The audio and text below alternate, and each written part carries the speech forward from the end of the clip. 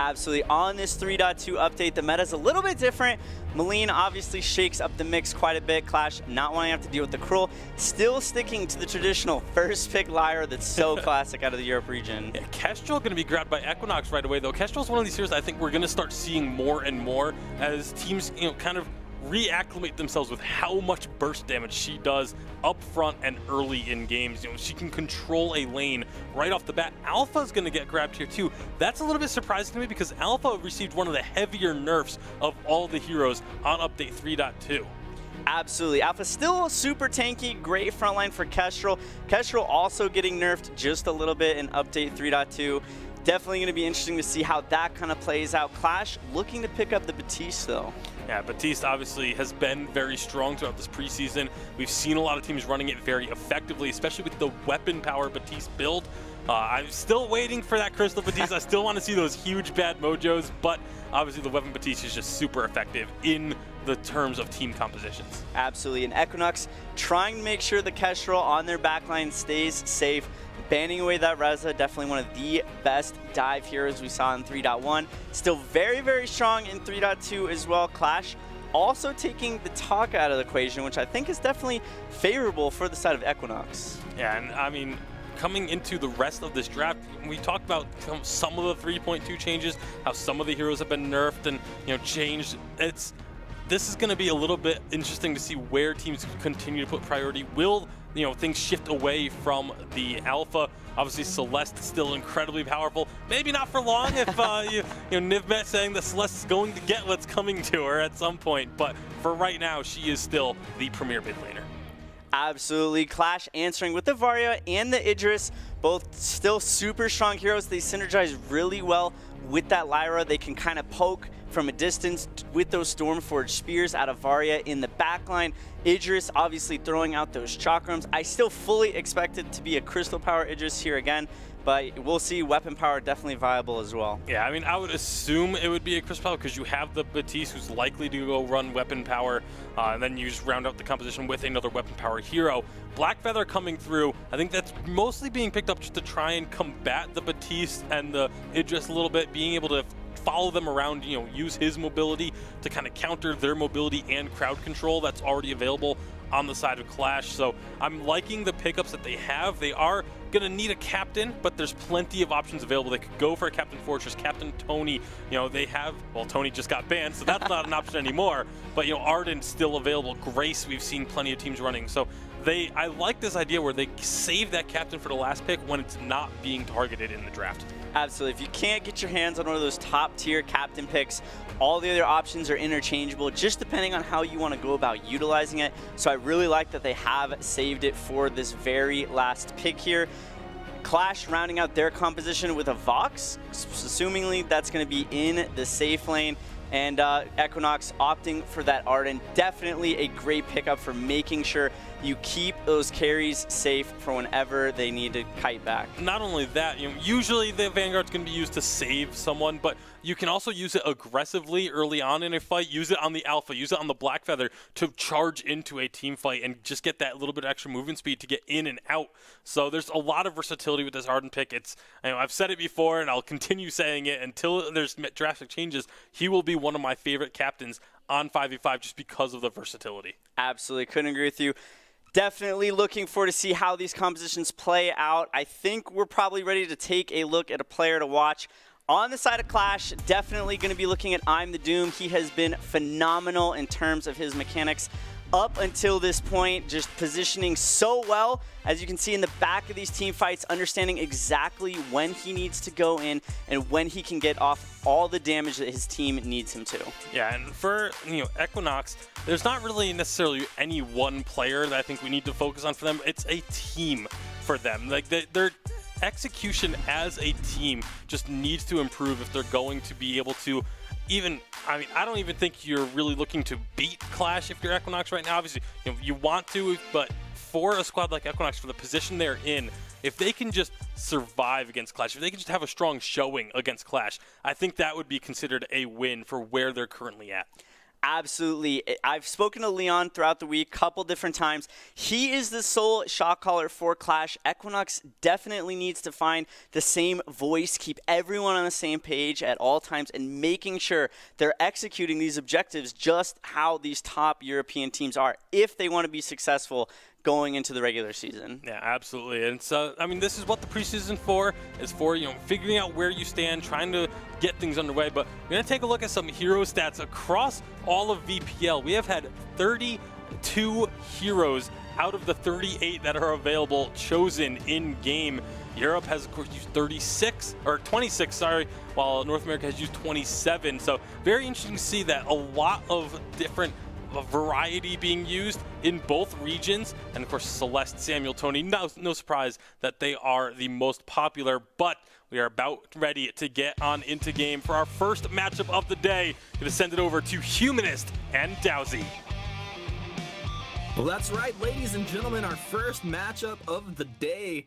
And ready to get this going. Qlash versus Equinox. I'm Humanist here with Dowsy. Dowsy, you had a lot to say about these teams leading up to this match. Yeah, for sure. Qlash has just been an unstoppable force in Europe so far, and it's really great to see how they're taking the macro game of 5v5 and continuing to make it work. Some big changes, though, in 3.2 to the way the game starts. You see that everyone's in lane already. That's because minions are arriving far quicker, much faster in the early game. They spawn 10 seconds earlier as well, and so Qlash's way of getting early leads through invading into the jungle early game has kind of been taken away from them. I'm really interested to see how they adapt their game style due to that. Yeah, I think that's really cool. I'd like to see how it's gotten shaken up a little bit. And it kind of got off like into the standoffy kind of zone with a lot of different teams, and people were trying to switch it up, but I think this feels a little bit better. Yeah, so you can see right now, everyone's gone to lane, pushed their first wave, but now here comes that invade out of Qlash. The invade out of Qlash, and a lot of damage piling up. Jiraxis, good chance he's going to go down here, and that's actually going to go over to the Varia. A great first blood start for Qlash. Yeah, that's just, I'm the Doom. His ability to roam from the mid lane has been such a huge point for Qlash. Of course, like the desk was saying earlier, Qlash shot calling through Leon, but I'm the Doom's map presence has just been probably the highest. And actually, when you look at this, it's Leon in the mid lane, and I'm the Doom on Captain here. So Qlash mixing things up role-wise, and we'll have to see how that plays out. Do you think these guys are just doing a little experimenting, or something else going on here? I really don't know. We'll have to see how this this kind of plays out over time. I'm the Doom, very talented mid laner, but you know, Leon and I'm the Doom have been playing on competitive teams for feels like years now, and they've always had that ability to switch roles. Of course, I'm the Doom used to be that that jungle player.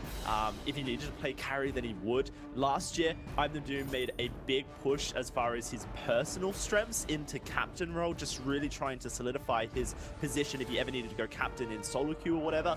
And so to see him playing it competitively today is a big surprise, and I wonder if that's to do with Leon wanting to kind of shot call from the mid lane rather than from the captain position, or if they just feel like in this certain matchup today, they can kind of experiment with it against Equinox, who may arguably be a less strong opponent. Yeah, I think that makes a lot of sense when you kind of break it down that way.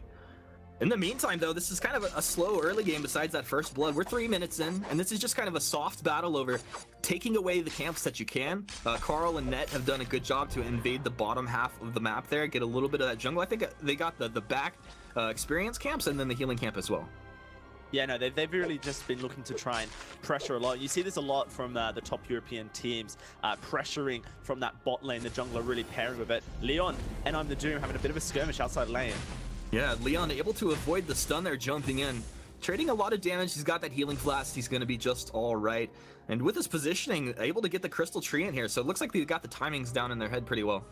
Yeah, Jiraxis so will steal that crystal tree on the other side, so making sure to try and keep things even, at least for Equinox. If they lose one in their jungle, then they at least get it onto someone else, and that will be the top lane. Disown will run into Jiraxis and Safantu. We'll have to see how that plays out. You can see the massive damage that comes out of 5 crystal bits, which is very much meta for Crystal Power Idris. What the Chakram just tears through. Oh, it's about to be some kills in this meta right here. Jiraxis blown up, trading some pretty good damage, but going down, putting Qlash up 2-0. Now, Alex looking to steal that gold.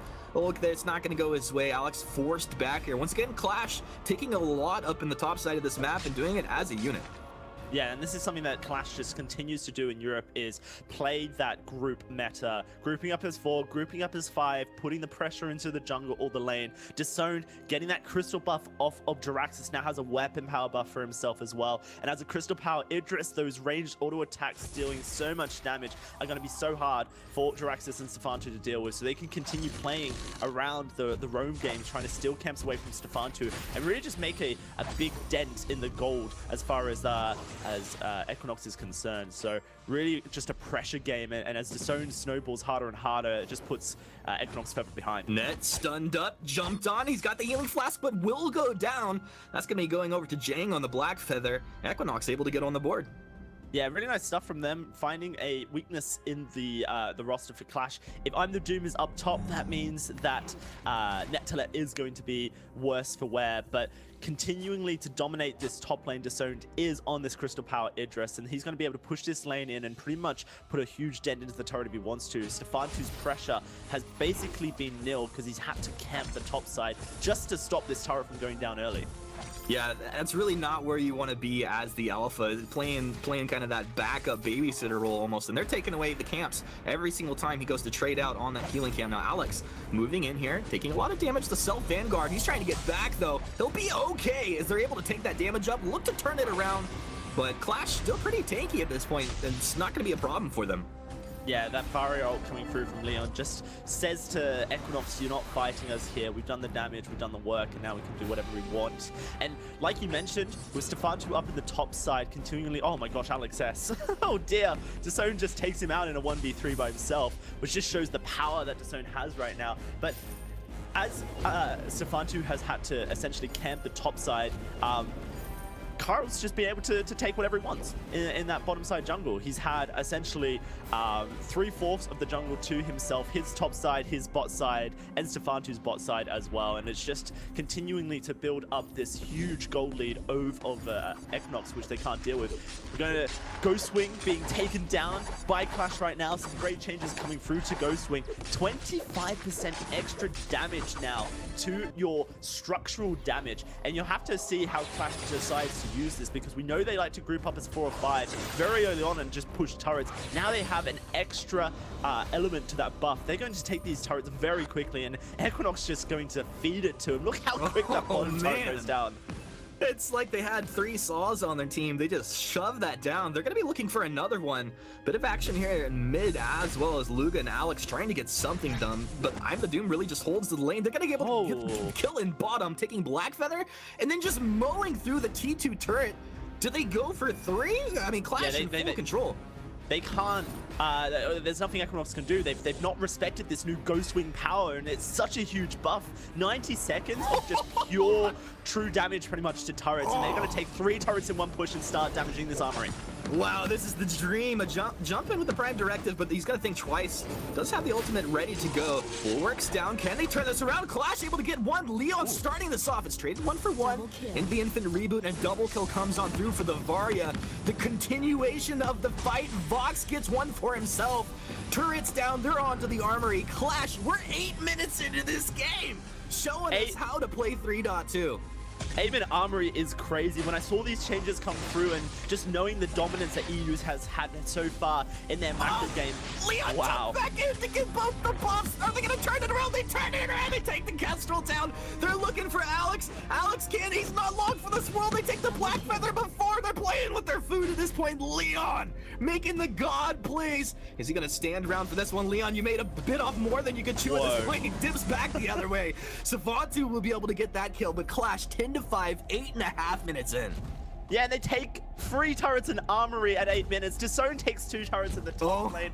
Qlash don't care about the fact that they went down in that fight there. They've already pretty much just broken the backs of Equinox. There's no coming back. Disowned likely to lose his life, but it really just doesn't matter. Is Disowned? He dodges the one-shot, 1 kill Disowned. A god of an Idris trying to trade, and he's not going to be able to do it. He will go down, but as you said, taking 2 turrets for his trouble. Right, exactly. This is huge. Already a 8,000 gold lead for Qlash. That Ghost Wing change is just scary. EU already. Team Queso Qlash have been dominating games, getting those pre-15-minute wins. And now we have a Ghost Wing buff that's going to allow them to snowball harder. We've got Blackclaw spawning at 12 minutes rather than 15 minutes, which means that these teams can actually now take a Blackclaw because they've not been, you know, in a game long enough that Blackclaw would spawn. I'm genuinely scared for the European opponents of Qlash and Team Queso, because right now they've just been gifted even more power due to their early macro ability in this game. I mean, it's a really scary place to be right now. Anvil's Hammer's going to come on through the jump forward. Blackfeather just got deleted there. A little bit of the bad mojo just popping him on down. Now, Carl's in a bad place here. Carl tries to stand his ground with the read. He stays alive. The fearsome Shade turns it around. He'll go down now. Sfontu, you got to get back. Actually, he's going to jump on in. Termination Protocol spreading the damage out here. This one's back and forth. Dowsey 2 for 2, but now Leon playing the cleanup. Cleanup on aisle 3. Leon, he'll take a couple more. That's going to be Qlash up 16-8 with 11K net worth lead in 10 minutes. That's insane, Humanus. Just half a second off getting the ace there. Jang did respawn in time, but now Qlash can go straight back to this Ghost Wing, take it. Their teammates spawning a rush down. The Armory already starting to hurt the push in the bot lane due to the fact the minions are starting to reach that Vein Crystal. And it's not long for this world, Equinox. They know that this is almost the needle that's going to break their back here. Qlash, all they have to do is get one more team fight win with this Ghost Wing buff active, and they finish the game. This is, why so fear? So fear because it's just inserting the portal in. A lot of aggressive damage to go ahead and reposition. Solar comes on through. Negligible damage at this point. And Equinox, you're going to have to play some fabulous games here in the next minute or so if you're going to stay alive. It feels like Qlash could just end this game. Maybe they want to just wait for a Blackclaw. Maybe they're just playing around a little bit here now. Gauntlet's going to come down. It's going to stun up Leon. The chase forward. Actually, no, it's Doom caught out. Doom taken down. Equinox, that's a pretty big kill. Termination Protocol forced out. You can't really get into position, but they can't trade the damage either. Oh, that's Chakram. Jump in. Leon just splashing the damage on through. Fearsome Shade shoving Equinox back the other way. Can they chase him on down? Netcolette's in a great place. Carl as well. And he just pops another target. Spontu can't really do anything. He's caught out. Another kill comes on through. And this should be Qlash looking to end this game. Yeah, you see Leon and Netcolette jumping over the wall. They've got that extra damage to the Vein Crystal. They're going to start chunking it down. Luger's spawning in 2 seconds. Jang in 2 as well. Maybe they can try and stop this up right now. But at the moment, it's just devastation for Equinox. Here comes Carl to help out. Disowned as well, Humanus. This looks like the end. It looks like the end, unless there's some serious throws. Leon dancing in, back out, throwing that Stormforge Spear from range. Sfontu's back up, doesn't have ultimate. Carl jumped on, has the healing flask, has the read, taking a lot of damage. The flask, or the block at the last minute keeps him alive, but they're able to take him down, but not before I'm the Doom and Leon can just trade some kills back the other way. Free from Qlash, really just living in the base of Equinox at this point. The jump forward, Prime Directive, Sfontu! Signs of life, Dowsey! Yeah, no, this is quite a messy game really from Qlash, which is potential. The role swap coming out of I'm the Doom and Leon, it seems like there's some you know, maybe not quite knowing where they should be at what times. I'm the Doom getting caught out early in that fight, which was just unnecessary. A big split coming out of Qlash as well to start off that fight. But due to the just huge gold lead that Qlash has over Equinox, a 45 wasn't an issue for them, even without their captain to help on out. Qlash really just need to group up, way down that Ghost Wing. Leon just wants a 1v3 though. On 3 versus 1, literally taking no damage and bursting down all 3 other heroes now. Anvil's Hammer's out. They're just clipping a couple here, and I think he's just kind of throwing it because he can. Also, it forces them back on this push, allowing good positioning. He's going to jump forward one more time. A little harass damage, just a slow siege. Yeah, this Armory will go down, but Equinox know they need to fight now, and this is their chance. This is the chance, but the gauntlet has been thrown. Can they follow up? As Sfontu down in the ultimate, he'll be taken down before he can reboot. Leon shredding on through Equinox. Luga, you're going the wrong way. Maybe that's the only way he can go to actually live, but by the time he ports back, this should be a dead Vein Crystals. Qlash putting on a clinic here in our first EU matchup of the day. 14 minutes in, doing the damage it felt like would have been done at 21. Yeah, absolutely. Qlash, whilst taking the win there, slightly messy compared to their previous wins here in Europe, but you can just see that they are unstoppable in that early game. The way they rotate into the jungle and really create openings in their game is incredible, and EU needs to learn. Tomorrow, we do have that Team Queso versus Qlash matchup, Humus, which is going to be so fun to watch. See if